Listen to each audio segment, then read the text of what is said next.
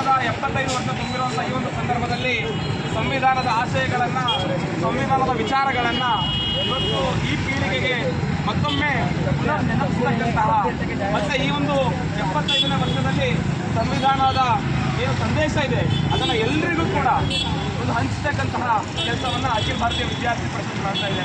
ಆ ಮೂಲಕವಾಗಿ ಚಾಮರಾಜನಗರದ ಚಾಮರಾಜೇಶ್ವರ ದೇವಸ್ಥಾನ ಮುಂಭಾಗದಿಂದ ಇವತ್ತು ಹೊರಟಂತಹ ಈ ಒಂದು ಪಾದಯಾತ್ರೆ 75 ಜನ ವಿದ್ಯಾರ್ಥಿಗಳು ಇವತ್ತು 5 ದಿನಗಳ ಕಾಲ ಸಂಪೂರ್ಣವಾಗಿ ಪಾದಯಾತ್ರೆಯನ್ನು ಮಾಡಿ ಮೈಸೂರಿನಲ್ಲಿ ಈ ಒಂದು ಏನು ಪಾದಯಾತ್ರೆ ಸಮಾಪ್ತಿಗೊಳಿಸಿದೆ. ಅಂದರೆ ಇದರ ಉದ್ದೇಶ ಏನಪ್ಪ ಅಂತಂದರೆ ಇವತ್ತು ಸಂವಿಧಾನದ ಆಶಯಗಳನ್ನು ಸಮಾಜದಲ್ಲಿ ಮತ್ತಷ್ಟು ಗಟ್ಟಿಗೊಳಿಸುವಂತಹ ಕೆಲಸವನ್ನು ವಿದ್ಯಾರ್ಥಿ ಪರಿಷತ್ ಮೂಲಕವಾಗಿ ಮಾಡ್ತಾ ಇದೆ.